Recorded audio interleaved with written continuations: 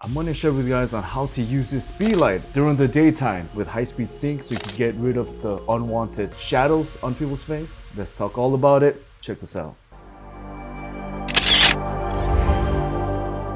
What's up guys, Miriam here from Camera to Freedom. If you guys use your camera to take photos and videos and make YouTube content so that you can live a life of freedom like how I am doing, then hit that like and subscribe and let's go guys. So flash photography. First off, let's talk about high-speed sync, okay? So high-speed sync, HSS. High-speed sync is the ability to take flash photography with your shutter of your camera going beyond 250th of a second. During the day or any places that's bright, of course, your shutter is going to be beyond 250. It'd be 1,000, 2,000. But nowadays, a lot of the flashes have high-speed sync. My favorite flashes, like the Godox flash that I'm always talking about, they all have high-speed sync. We're going to talk about the flashes at the end of the video. But with high-speed sync, you have to make sure that your flash has high-speed sync. Not every flash has it. Most of the Godox flash has it, but I do have my own Nikon flashes that don't have it. So not every flash has high-speed sync. Make sure your flash has high-speed sync before you even try using that method. And also, in your camera, like for my Nikon Z, you have to go into your setting, custom setting menu, go into the E1 flash sync speed. Now you have to select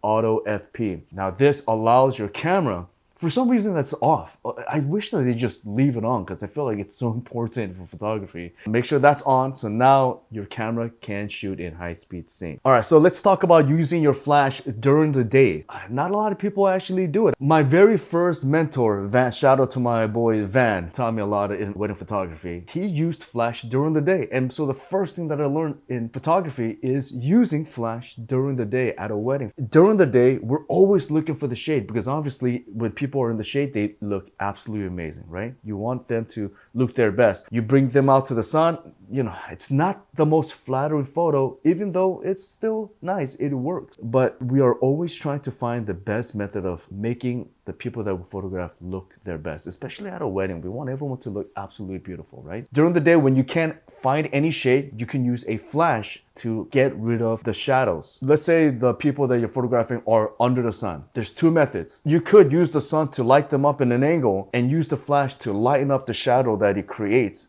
Or if you're lucky enough that the sun is at an angle, turn them around so that way the sun is behind them and the front is all shadows. And now you could use the flash to just get rid of the whole shadow, period. Bring it low ISO, 200, 100. Sometimes I bring it as low as possible that my camera can give me. And then you get to select your aperture, f2.8. I like f2.8 because obviously it blurs out the background. But if you have multiple levels of people, like you're doing a group photo and you want the person in the front and the back to be in focus, then you might want to lower it down to like f4. And then what you control the most is the shutter. So during the day, it might be 1,000th of a second. So you're gonna have to play with the shutter to get the exact exposure that you like. Turn on high-speed sync and at full power, take the shot. And then take the shot, then you can bring it down until you get the exact look that you're looking for. Then now you just have this professional looking photo, no shadows. If your flash has TTL, go on TTL because TTL is an automatic mode. TTL usually does a great job finding the flash power. So using a flash during the day,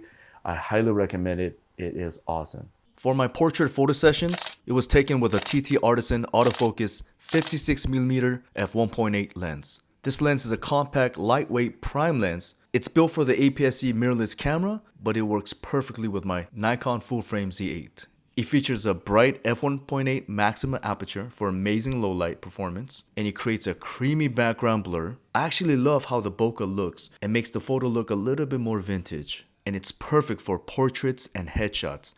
It's equivalent to an 85mm for a full-frame camera. The 10-element glass helps reduce chromatic aberration and maintain sharp, contrasty image. I got the link below. This tiny flash is my absolute favorite flash for street photography, for just photos that you need to be mobile. It's not a big wedding, even though you could use it on a wedding, but you are at an event, you're on the streets, and you don't want to be carrying around big flashes on top of your camera, then this is the flash to get. The Godox IT30 Pro. Tiny flashes have been popular this past couple years, but this one is an actual professional flash, like a big Speedlight in a tiny form factor. It has a touchscreen in the back. Hold this button, then you spin to turn it on. This screen menu looks like the one from the V480, looks like the one from the V100, and you could easily strengthen it up and down. Cool, that's just very futuristic. This tiny flash has TTL, which means automatic mode. It also has high speed sync, so you could take photos during bright daylight beyond 250th of shutter of a second. And the cool thing is, the little side thing, this has a built-in diffuser. Just by clicking on this, diffuser comes on and you get a wider flash. This has a built-in battery with a recycle time of 1.5 seconds at full power, and you could shoot 560 flashes before the battery runs out. So then my first thought of this flash was like, man, you know what? I love bounce flashes. Even during the day, if there is a white ceiling and I need to take photos indoors, the first thing that I do is I want to bounce flash, because that is the nicest looking photos when you bounce flash. Everything just looks super soft. I love that way more than the front flash. Front flash is okay too. I'm not downing the front flash. You're still amazing too, front flash. Not talking bad about you. But it doesn't pop up. And then all of a sudden I look online and Godox has a super affordable little mount. First off, okay, it's a razor. So when you have a big lens and a big lens hood and your camera is just right on the top, it does create a shadow, the round shadow on the bottom of the photo. So it's too low to the camera. So with a razor, it comes up high enough, especially when you zoom out, you know, it's super long. So when you do the flash, it's gonna hit it, right? But that razor helps out a little bit. The best part about this little combo is now my absolute favorite flash. I'm gonna call it this. A professional flash this tiny is crazy, because this is my absolute favorite little add-on, because you could push and bounce flash. How crazy is this? This is my absolute favorite street photography flash ever. Super small. You could get a bounce flash. You got to get that little dongle on the bottom. So I'll put the link in there as well. Super cheap.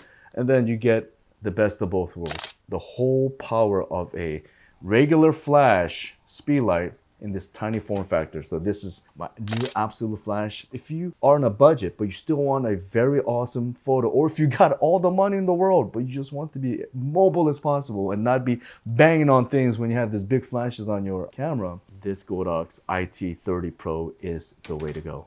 My new favorite flash of this year. I'm using this a lot. The fact that you could use a remote trigger and still get creative strobe photos, like the rear photo and side photo, that's crazy. You gotta get this flash. Super affordable. I definitely recommend it. I got all the links below. And if you do buy from me, I definitely appreciate your support. I got some Photoshop and Lightroom actions. Give me your email. Go to countertofreedom.com. Hook me up with your email. I want to create a little bit of an email list that I could send out free tutorials and things like that, and just kind of try to create a community, because as I'm getting older, I just want to share everything that I know.